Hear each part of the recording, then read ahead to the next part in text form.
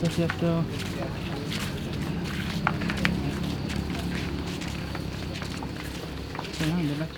It's a famous tourist destination.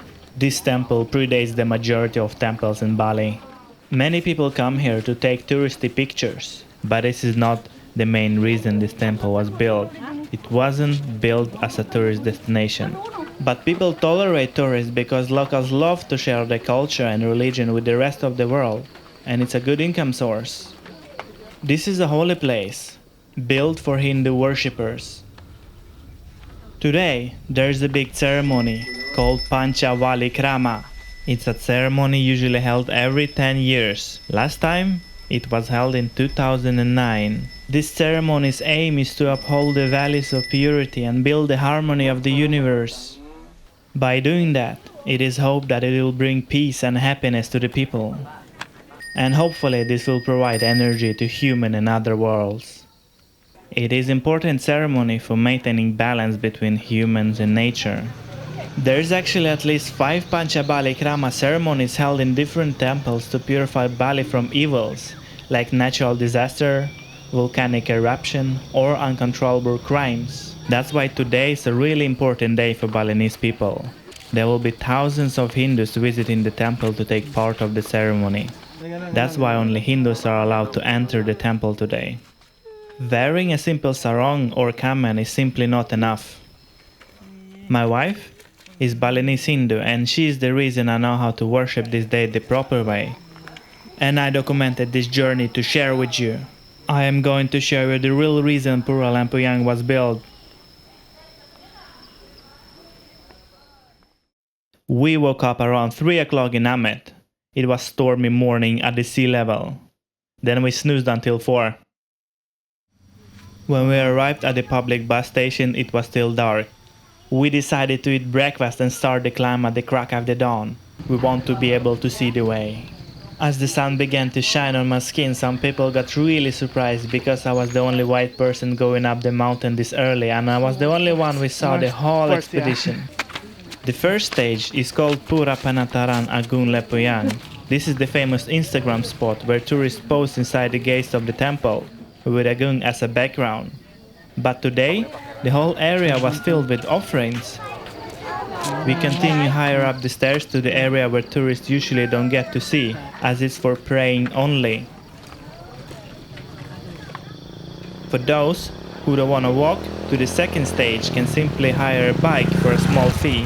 But I think walking up the hill means you get to enjoy the beautiful view a little bit longer. Arriving at Pura Talaga Mas, you pray here again, or you can skip this step. It's up to everyone to choose what gods they want to pray to.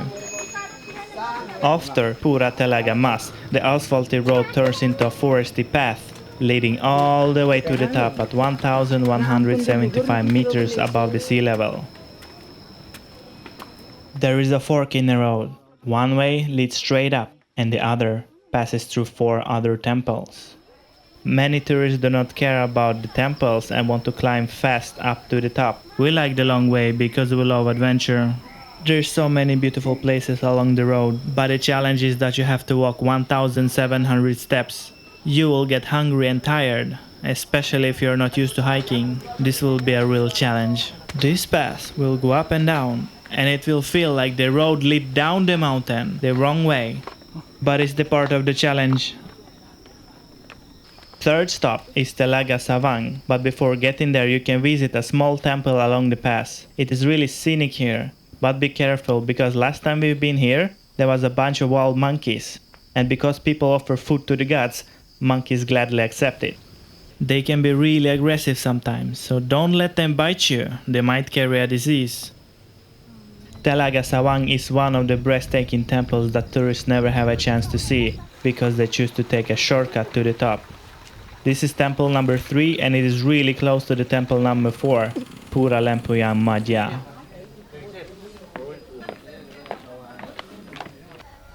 After those temples we got really hungry.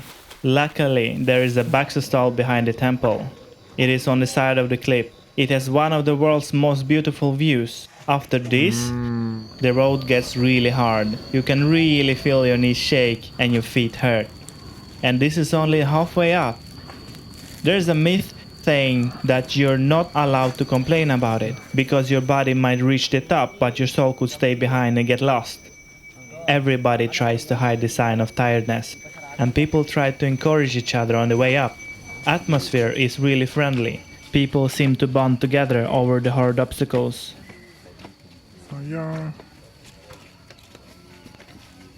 Fifth temple is Pura Panchak Bisbis, and it's the smallest temple. But it is really beautiful because it is located on the side of the mountain. We saw wild eagle and crazy monkeys while praying. Even the smallest Hindu is praying.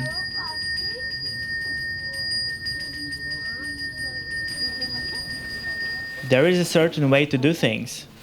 You have to light incense because the smoke will carry the essence of offerings to the gods.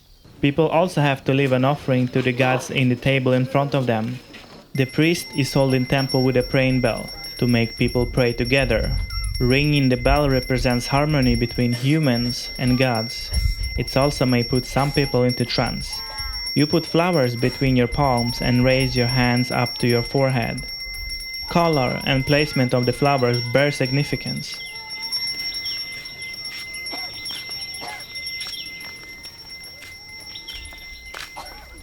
At this point, everybody is really tired and their legs are shaking with pain. But before reaching 6th temple, there is a fork in the road once again. One way leads to the top, and the other way leads back down. This is the point where some people might give up. But we choose to continue to the 6th temple called Penataran Lempuyang. This is the last temple before our final destination. Final destination is only 600 meters away. But every step you take feels like you're getting twice as heavy. But the road is so amazing, you forget about the pain.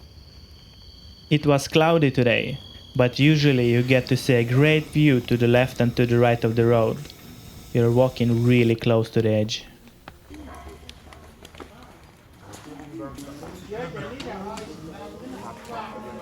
Finally, we reached the top. Many people are waiting with their offerings to come inside to pray.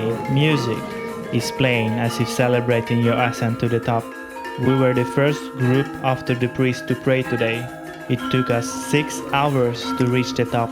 Once we're inside, everybody rushes to fill the buckets with water and leave it on the table with other offerings to the gods. The whole area was filled with people sitting down on the floor to pray. When the prayer starts, it's understandable how some people might fall into trance. A priest rings the bell and says mantra. The air is filled with smell of incense. The whole ceremony only lasted for 30 minutes, but it feels like seconds. Some people started to yell for the mother as if possessed by spirits. You can hear a man in the distance, slowly turning into a forest animal.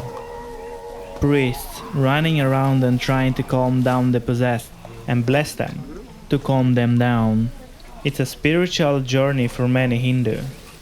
This is the real reason this temple was built. It's a place for Hindu to pray to the gods and make offerings. It's a place capable of restoring balance to the people and nature around it. When the final ceremony is done, it's time to collect all the offerings that are now blessed by gods and head all the way down. It feels like you have been a part of something special.